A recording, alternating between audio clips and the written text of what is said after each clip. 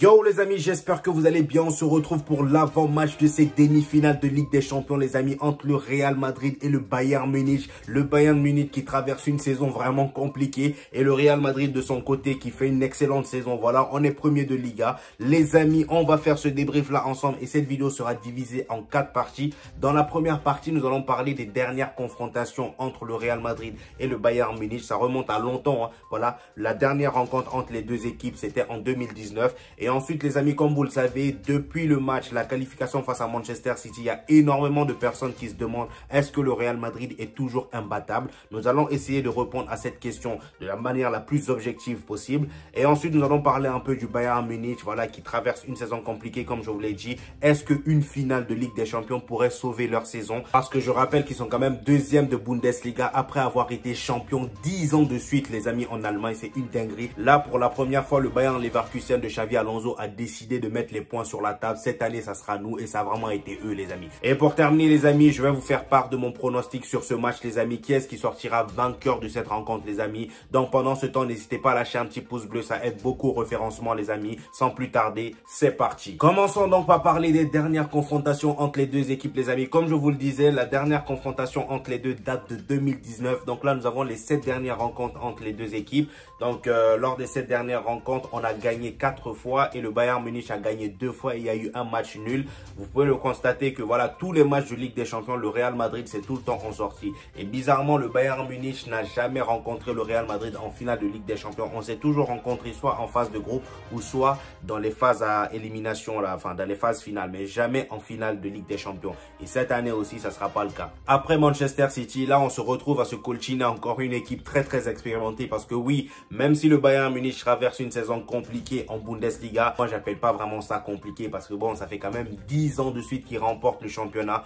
Pour une fois qu'ils sont en baisse de niveau. En même temps les gars, imaginez, vous êtes là, vous remportez tout le temps le même trophée. Au bout d'un moment, la motivation elle baisse. Même si c'est débile de dire ça, de penser comme ça. Mais au bout d'un moment les gars, ils ont terminé deuxième face à un Bayern Leverkusen qui est vraiment inarrêtable cette saison. 49e match ou 46e match sans défaite. Voilà, ils l'ont fait hier, hein, je le rappelle. Voilà. Donc là, pour moi, je pense pas qu'ils traversent, qu'ils font une si mauvaise saison que ça. Mais c'est juste que pour un Bayern Munich qui a toujours été champion, c'est compliqué. Et en plus d'être une équipe expérimentée, le Bayern Munich, c'est quand même 6 Ligues des Champions. C'est pas rien. Je pense qu'ils sont dans le top 3 des équipes avec le plus grand nombre de Ligues des Champions, si je me trompe pas. Parce que je sais qu'il y a l'AC Milan aussi qui est vraiment très haut dans le classement. Donc voilà, le Real Madrid, 14 Ligues des Champions. On est les boss de toute façon. Cependant, depuis notre dernière confrontation en Ligue des Champions, c'est-à-dire en 2018, l'effectif du Real Madrid, que ce soit du Real Madrid ou du Bayern Munich, a énormément changé. D'ailleurs, au Real Madrid, je pense qu'il n'y a que Modric, Carvajal et Toni Kroos qui restent. Et de leur côté, il y a sûrement que, voilà, on va dire Müller et comment il s'appelle, Neuer. Müller et Neuer et peut-être Kimmich. Mais à part ça, les amis, l'équipe a énormément changé. Et d'ailleurs, Vinicius n'a jamais confronté le Bayern Munich. Voilà, il n'a jamais joué face au Bayern Munich. Même le match international Cup, là, le match qui n'était pas en Ligue des Champions en 2019, il n'avait pas joué. Et dites-vous qu'au 21e siècle, la majorité des matchs du Real Madrid face au Bayern Munich, Cristiano Ronaldo les avait toujours joués. Et là, cette année, malheureusement, on n'aura pas Cristiano Ronaldo. On aura Jude Bellingham, Vinicius et Rodrigo pour remplacer. Mais franchement les gars, ça sera un match très tendu parce que moi je vais pas me fier à leur méforme, c'est-à-dire à leur saison en Bundesliga et pour les sous-estimer. Voilà, moi je vais pas en les sous-estimant. J'aimerais que le Real Madrid parte en ayant en tête que ça reste le Bayern Munich. Peu importe la saison qu'ils sont en train de traverser, faut pas les sous-estimer. Et d'ailleurs les rencontres entre les deux équipes, il y a toujours eu énormément de suspense et énormément de buts, même si les effectifs ont changé, mais ça reste quand même un gros match entre deux équipes très expérimentées. Ceci dit les amis, le Real Madrid et le Bayern Munich ont eu un parcours assez différent en Ligue des Champions. On a eu un Bayern Munich qui a affronté une équipe d'Arsenal qui était un peu au-dessus d'eux. Et en plus de ça, le Bayern Munich face à Lazio, avant d'affronter Arsenal, ils ont un peu galéré. Ils ont même failli se faire taper. Du côté du Real Madrid, ça a été un peu différent parce que le Real, même si au match aller, voilà, on a fait un match nul, on a assez géré, voilà, on a vraiment géré. Et en plus, je rappelle qu'on jouait quand même face au tenant du titre de la Ligue des Champions, Manchester City. C'est pas n'importe qui, pardon. On a réussi à les battre chez eux, c'est-à-dire à l'Etihad Stadium. La dernière fois que ça s'est arrivé, les amis, en Ligue, enfin en compétition européenne, ça remonte à 2018 et c'était l'Olympique Lyonnais. Et depuis ça, personne n'avait réussi à battre Manchester City chez eux en Ligue des Champions. Donc là, le Real Madrid a réussi cet exploit-là. Donc voilà, il ne faut pas prendre ça à la légère. c'est pas anodin. Moi, j'appelle pas ça la chance. On s'est battu jusqu'au bout pour aller chercher cette qualification et franchement, on peut que être fier de cette équipe du Real Madrid. Et contrairement aux précédentes années, on fait face à deux équipes qui ont vraiment beaucoup de jeunes joueurs dans l'air effectif. Du côté du Bayern Munich, on a des Mathys Tel, Musiala, De Ligt, même si De Ligt, je sais qu'il va pas jouer, il est blessé ou incertain. Et du côté du Real Madrid, j'en parle même pas, il y en a des tonnes, voilà. Arda Güler, même si je sais qu'il va pas jouer non plus.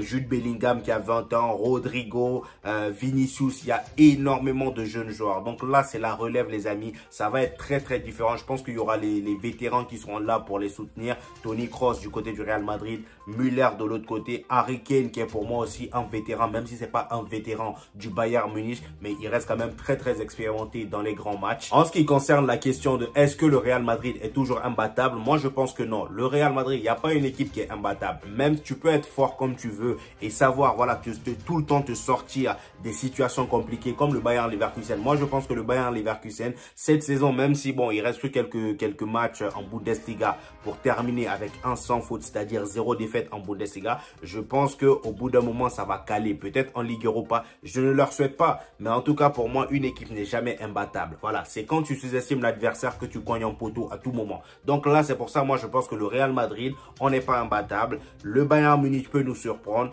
mais si on part en ayant en tête que ça reste le Bayern Munich, on part pour les respecter, je pense que là, ça va être très, très compliqué de le battre. Parce que le plus dur est déjà fait, les amis. On a éliminé Manchester City. Voilà, pour moi, je pense que c'était le plus gros, le plus dur à faire dans cette Ligue des Champions. On a réussi à le faire, dans la douleur, certes, mais on a quand même réussi à le faire. Et dans ce match face à Manchester City, on a su gérer nos temps forts, même si on n'en avait pas beaucoup, parce que le ballon était dans leur camp, enfin, était dans leurs pieds, pardon. On a quand même réussi à bien gérer nos temps forts et claquer des buts quand il le fallait. Et c'est ce qui nous a sauvés. Et ce qui me rassure encore plus chez ce Real Madrid, c'est que le Real Madrid est une équipe avec énormément de caractère. On a bien vu, voilà, notre capacité à revenir à chaque fois dans les matchs. Voilà, peu importe le nombre de buts que tu nous mets, à chaque fois, les joueurs sont sereins. À l'image de Carlo Ancelotti qui est tout le temps serein. Le gars, voilà, j'ai comme l'impression qu'il a zéro souci. T'as beau marquer 5 buts au Real Madrid, le gars, il sera toujours là, zen, à croquer son chewing-gum tranquille. Voilà. Et en plus de ça, c'est une équipe qui, de base, est affaiblie par les blessures. Courtois, Alaba, Militao. Mais malgré ça, Carlo Ancelotti a réussi à exploiter ses faiblesses pour les transformer en force. Voilà. Regardez un peu comment il a camouflé toutes les difficultés qu'on avait en début de saison, c'est-à-dire tous les blessés qu'on avait. Voilà. On s'attendait au départ de Karim Benzema à acheter un nouvel attaquant pour le remplacer. On a acheté Joselu, mais Joselu, au final, il n'est pas titulaire. Vous voyez ce que je veux dire?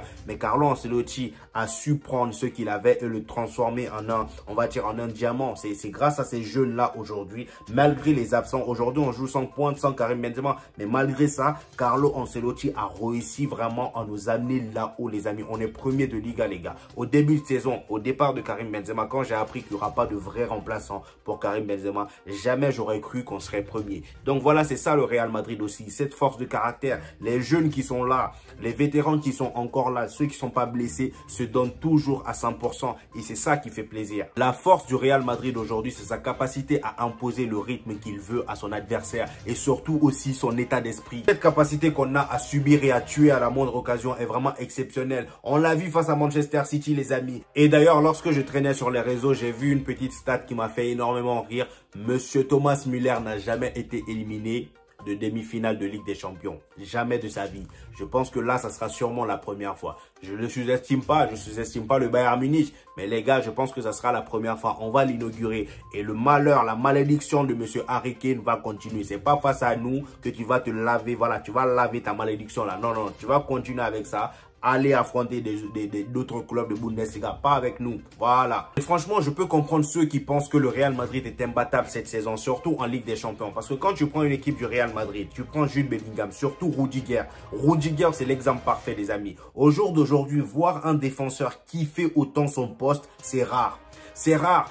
En fait, les joueurs du Real Madrid, chacun joue vraiment à son poste. Il n'y a personne qui fait le Ronaldinho à un autre poste. Rudiger, il sait qu'il est défenseur et il aime être défenseur. Il se la joue pas en tant qu'attaquant, en tant que 10 à faire des dribbles. Il joue comme un vrai défenseur. Le gars, tu le vois énervé sur le terrain. Tu le vois avec une motivation de malade mental. Quitte à mettre son attaquant, voilà, c'est-à-dire l'attaquant qu'il prend en marquage dans sa poche, il va le faire. On l'a vu avec Erling Haaland. On a vu comment il a bouffé Erling Haaland. Donc, je pense que là, Harry Kane, toi et ta malédiction, il va vous accueillir avec joie. toi et ta malédiction, il va vous accueillir avec joie. Ça, c'est sûr et certain. Et si on prend un Jude Bellingham, par exemple, le gars, il fait des sacrifices. D'habitude, il est beaucoup plus offensif que défensif. Mais ce jour-là, au match retour face à Manchester City, le gars, il a fait des sacrifices. Il a couru 15 km, les amis, dans ce match-là. Il a fait des sacrifices, il a défendu, il a replié.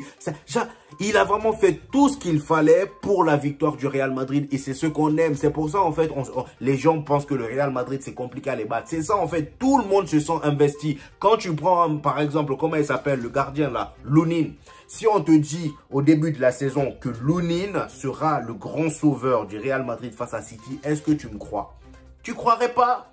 Tu croirais pas? Franchement, là, on a même, là, limite, Carlo Ancelotti a réussi à te faire oublier les absents qu'il y avait, c'est-à-dire Courtois, Militao même, il est revenu, mais bon, lui, je pense qu'il peut continuer à être blessé, parce que j'espère qu'il va pas jouer face au Bayern Munich. Son dernier match que j'ai vu face à Sociedad, là, franchement, ça m'a pas convaincu. Voilà, je préférais jouer avec un Rudiger et Tchouaméni que Rudiger, Militao, Nacho. En tout cas, ça, c'est sûr. Et du côté du Bayern Munich, les amis, est-ce qu'une finale de Ligue des Champions pourrait sauver leur saison? Et comme je vous l'ai dit en début de vidéo, ils sont actuellement deuxième de Bundesliga. Ils ont enchaîné 10 fois de suite la Bundesliga. Ils ont été sacrés champions 10 fois de suite. C'est la première fois qu'ils sont plus champions. Et là, depuis l'arrivée de Harry Kane, tout est compliqué avec eux. Malgré que Harry Kane te sort une saison de malade mental. Ça les gars, j'ai jamais compris avec ce gars-là. Voilà, j'ai jamais compris sa carrière. Le gars, il peut être dans une équipe qui, dans la saison, est vraiment catastrophique.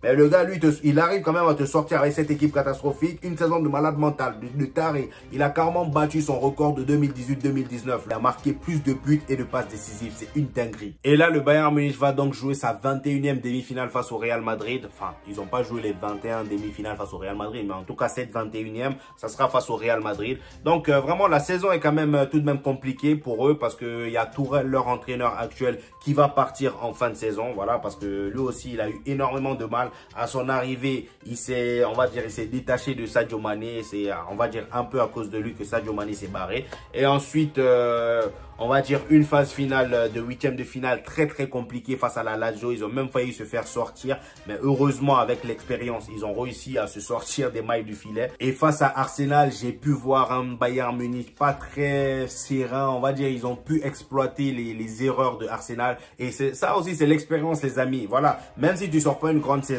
si dans un match, on va dire, les tauliers de l'équipe, on va dire, élèvent un peu leur niveau, ça peut marcher, ça peut le faire face à une équipe qui fait beaucoup d'erreurs. Et ce jour-là, franchement, au match retour, par exemple, Arsenal, ils ont fait, on va dire, plusieurs erreurs qui les a coûté cher. Et le Bayern Munich, il faut pas faire ce genre d'erreur avec eux. Donc moi, j'avais vraiment pas été impressionné par le jeu du Bayern Munich, quoi. Et là, je pense que pour sauver leur saison, il leur faut minimum une finale de Ligue des Champions. Quitte à la prendre, mais en tout cas, il leur faut une finale. S'ils réussissent à éliminer ce Real Madrid, qui a réussi à éliminer Manchester City, les tenants du titre, je pense que bon, la saison sera pas parfaite, mais au moins, on va dire, ça soulage un peu le poids de la déception de leur saison. Vous voyez ce que je veux dire? Maintenant, je vais vous faire part de mes pronostics, les amis. Aujourd'hui, le Bayern Munich part derrière le Real Madrid en termes de lacunes, en termes d'état d'esprit et même tactiquement. Le Real Madrid va faire ce qu'ils savent faire. S'il faut s'adapter à l'adversaire, ils vont le faire. Voilà, on a toujours réussi à s'en sortir,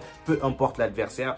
Et là, je pense qu'ils vont faire leur jeu comme d'habitude. Et le Bayern Munich, quant à eux, je sais pas ce qu'ils vont montrer, parce qu'en fait, il faut savoir que le Bayern Munich cette saison, c'est cuit ou double. C'est soit ils te sortent un match de malade mental, voilà, ils élèvent leur niveau comme ils ont réussi à le faire face à Arsenal, ou soit voilà, ils te sortent un match moyen où les joueurs se trouvent pas bien, voilà, les tauliers de l'équipe sont un peu perdus.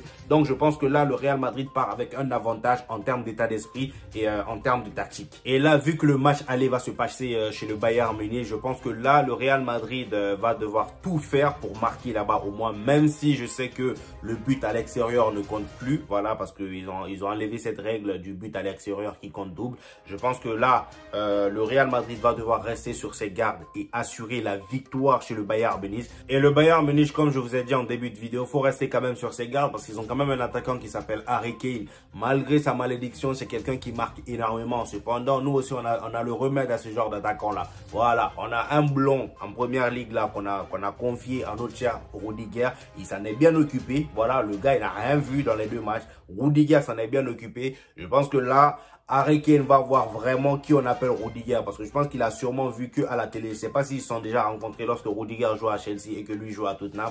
Mais en tout cas, là, je pense que c'est pas le même niveau de Rudiger. Hein. Rudiger à Chelsea, Rudiger au Real Madrid, c'est pas pareil, les gars. Là, Rudiger au Real Madrid, il est venu avec une idéologie de Pépé. Voilà, c'est son idole. Là, il est venu dans le club de son idole. Il s'est transformé en son idole. Là, je pense qu'il est même un peu plus fou. Bon. Faut pas abuser. Pépé, c'était un autre level, mais faut pas abuser. En tout cas, je pense que là, Harry Kane, il va pas voir grand chose. Voilà. En plus, lui, son jeu, c'est un jeu un peu statique. Il n'est pas très remuant. Et je pense que ça va être parfait pour Rudiger. C'est pourquoi je dis qu'en gros, il y aura pas de danger de son côté. Cependant, sur les autres côtés, Musiala, Leroy Sané, il faut faire très attention parce que ça part très vite. Mais pour ça aussi, on aura des joueurs pour les bloquer. On aura Mendy pour les bloquer. Même si Carvajal va pas jouer. Parce que Carvajal, je rappelle qu'il a pris un jaune. Il va pas jouer ce match retour. On aura sûrement Lucas Vazquez. En tout cas, à voir la composition. Mais moi, je pars sur une victoire du Real Madrid. 1-0 ou 1-2-1, mais je pars plus sur un 1-0. N'hésitez pas à me donner votre avis en commentaire et surtout vos pronostics, comme ça on pourra en discuter. Et donnez-moi aussi voilà, votre petite analyse sur le match à venir. J'hésiterai pas à vous répondre. Vous savez qu'en ce moment, je discute avec vous énormément en commentaire. Il n'y aura pas de souci pour ça. Donc voilà les amis, c'était mon petit retour, voilà ma petite analyse sur ce match. J'espère que vous avez énormément kiffé cette vidéo ou kiffé tout simplement. Lâchez un petit pouce bleu les amis, ça aide beaucoup au référencement. Et on se dit à mercredi matin pour le débrief de ce match qui s'annonce vraiment tendu les amis. C'est tout pour aujourd'hui les amis, on se retrouve au prochain épisode. Peace!